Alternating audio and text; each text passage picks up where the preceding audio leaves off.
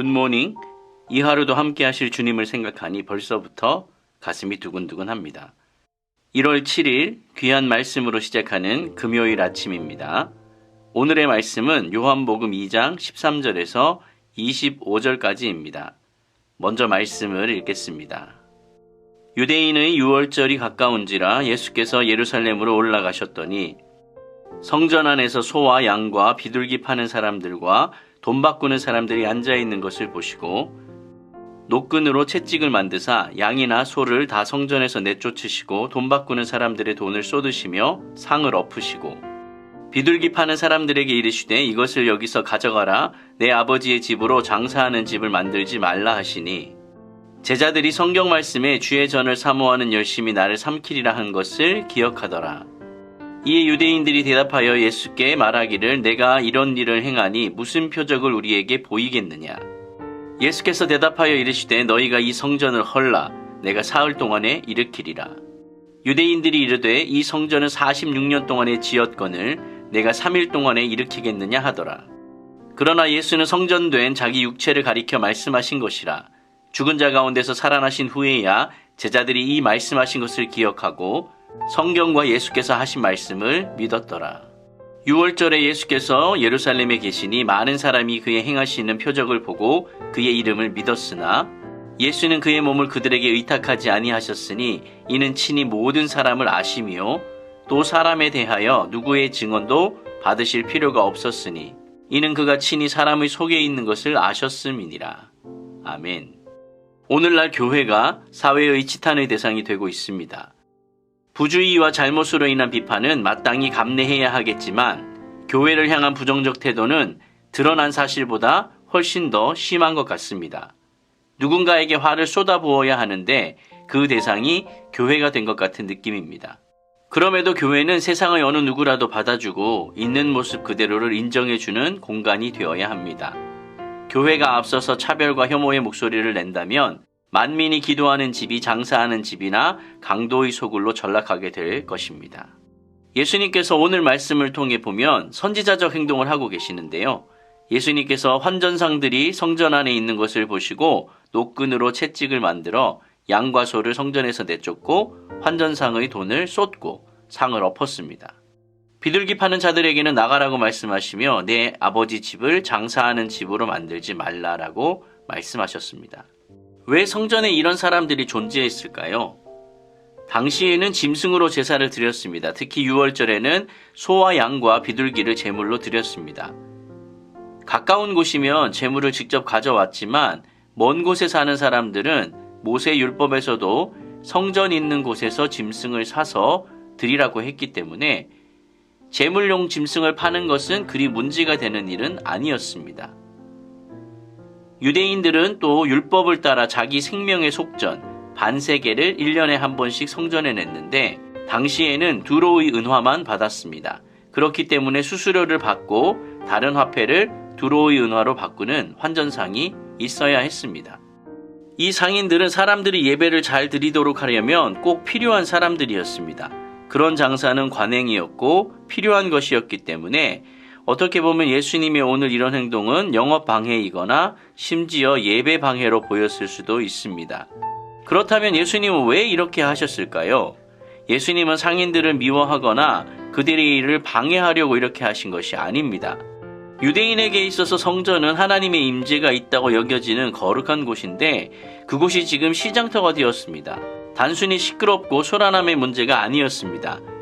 하나님께 예배를 드리기 위해 짐승을 사는 것인데 주객이 전도되어 상행위가 주가 된 것이고 더 나아가 하나님보다 돈이 우선시되는 그런 곳이 되어버렸습니다. 어떤 면에서는 성전 안에서 여러 우상을 섬기는 에스겔 8장의 모습과도 유사합니다. 하나님은 그 모습을 역겨워하셨고 결국 남유다와 예루살렘 성전을 바벨론을 통해서 바벨론을 사용하셔서 멸망을 시키셨는데 예수님은 지금 그 비슷한 모습이 헤롯 성전에서 벌어지고 있다고 여기셨고 하나님의 마음으로 그들에게 경고를 한 것입니다. 예수님은 이러한 행동에 유대인들은 놀랬고 그리고 상인들과 종교 지도자들은 황당해하고 또 분노하였을 것입니다. 성전에서 장사하는 자들과 돈 바꾸는 자들 이렇게 쫓아내셨는데 당시에는 사실 합법적으로 허용되었던 일이지만 예수님은 그 일이 아버지의 집을 장사하는 집으로 만드는 일이라고 그렇게 말씀하셨습니다. 장사하고 돈 바꾸는 그 사람들의 잘못을 탓한 것이 아니라 이미 인간의 욕망이 득실거리는 장소로 타락한 성전, 그리고 그 성전 체제를 통해 권력과 부만 누리려고 하는 성전 관계자들을 책망하고 계시는 그런 상징적인 행위였습니다. 이 현재의 성전 체제로는 하나님의 뜻을 이룰 수 없다는 것을 폭로하고 성전 체제의 종말을 선고하신 마치 선지자와도 같은 그런 모습의 행동을 오늘 보여주신 것입니다. 깜짝 놀란 유대인들이 예수님께 질문을 합니다. 무슨 표적을 보이겠냐라고 묻는 그들의 질문에 예수님께서는 이 성전을 허물면 사흘 동안에 일으키겠다라고 말씀하십니다. 19절입니다. 예수께서 대답하여 이르시되 너희가 이 성전을 헐라 내가 사흘 동안에 일으키리라. 당황한 유대인들이 그 성전이 46년 동안 짓고 있었는데 어떻게 이거를 사흘 만에 일으키겠느냐고 반문을 합니다. 유대인들은 예수님께서 아버지의 성전을 시장터로 만들지 말라고 했기 때문에 그 행동을 한 것에 대해 정당성, 그리고 당신이 도대체 누구냐? 예수님의 정체성을 묻고 있는 것입니다. 왜 이런 일을 한 건지, 그리고 이런 일을 하는 당신은 도대체 누구인지를 지금 이 질문을 통해 묻고 있는 겁니다. 그런데 그에 대한 예수님의 대답을 하셨는데 그것이 또 다른 사람들을 의아하게 만들게 되죠. 46년이나 지금 지어오고 아직 완공되지 않은 이 성전을 허물면 사흘 안에 다시 짓겠다라고 하셨습니다. 표적을 원하는 그런 유대인들에게 기적을 말했지만 너무나 내용이 엉뚱합니다. 질문했던 유대인들도 이 상황을 현장에서 보고 있었던 수많은 군중들도 그리고 심지어 제자들조차도 그 의미를 몰랐고 아마도 황당하다라고 생각을 했을 것입니다. 그러나 예수님의 대답은 메시아로서의 정체성과 사역을 정확하게 표현을 한 것입니다. 핵심 개념은 성전입니다. 성전은 하나님 임재의 상징이자 사람들이 그분을 만나는 장소이죠. 에스겔서에 의하면 성전에서의 우상 숭배로 인해 하나님의 영광이 솔로몬 성전에서 떠났고 남유다는 망하게 되었습니다. 그러나 언약에 충실한 하나님의 사랑이 또 사랑의 이 하나님이 메시아를 통해 회복과 새 언약을 약속을 하셨습니다.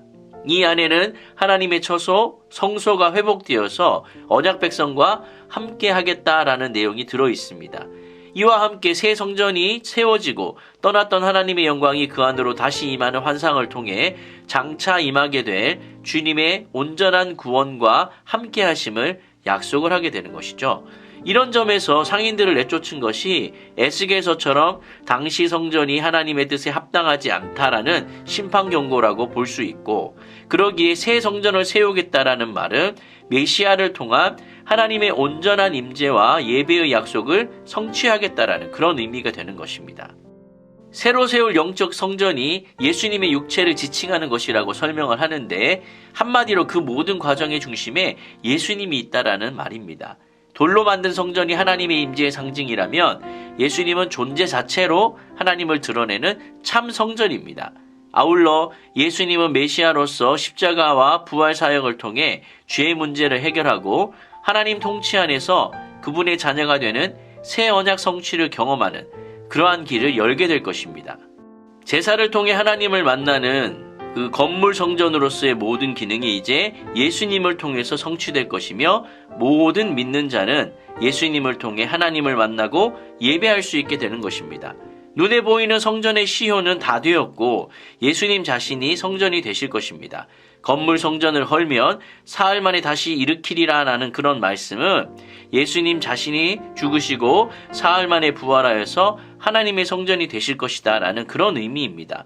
이제 예수님 안에서 제사 제도가 다 성취되고 예수님 안에서 하나님의 모든 계시가 드러날 것입니다. 그동안 성전이 해왔던 속죄의 역할도 예수님께서 제사장과 제물이 되어서 그렇게 행하실 것이고 예수님 안에서 하나님과 자기 백성 간의 화해와 그리고 교제가 이루어지게 될 것입니다. 오늘 말씀을 정리하겠습니다. 표면적으로 보이는 성전 정화 사건 그 안에는 아주 깊은 의미들이 담겨져 있습니다. 교회는 십자가 사건으로 중간에 막힌 담이 허물어지고 새로운 인류, 평화의 공동체로 창조된 그러한 공간입니다. 따라서 수고하고 무거운 짐진 자들을 환대해야 하는 것이죠. 만일 교회가 이러한 일을 등한시한다면 어느 순간 교회도 심판에 직면하게 될 것입니다. 예수님께서 성전이 되셔서 우리는 예수님을 통해 하나님을 만나게 됩니다. 제사적인 기능도 예수님으로 인해 가능하게 되는 것이고요. 유월절 어린 양으로 이 땅에 오신 예수님으로 인해 우리가 하나님 앞에 나아갈 수 있습니다. 우리가 알고 믿고 있는 예수님은 바로 이런 분이십니다. 이 예수님을 향한 사랑의 고백을 멈출 수가 없습니다. 입을 떼면 예수님을 사랑한다는 고백이 눈을 뜨나 눈을 감으나 늘 예수님이 떠오르기를 원합니다. 참 성전 되시는 예수님을 깊이 묵상하시고 그 성전이신 주님으로 감사하고 행복한 하루가 되시기를 예수님의 이름으로 축원드립니다. 아멘.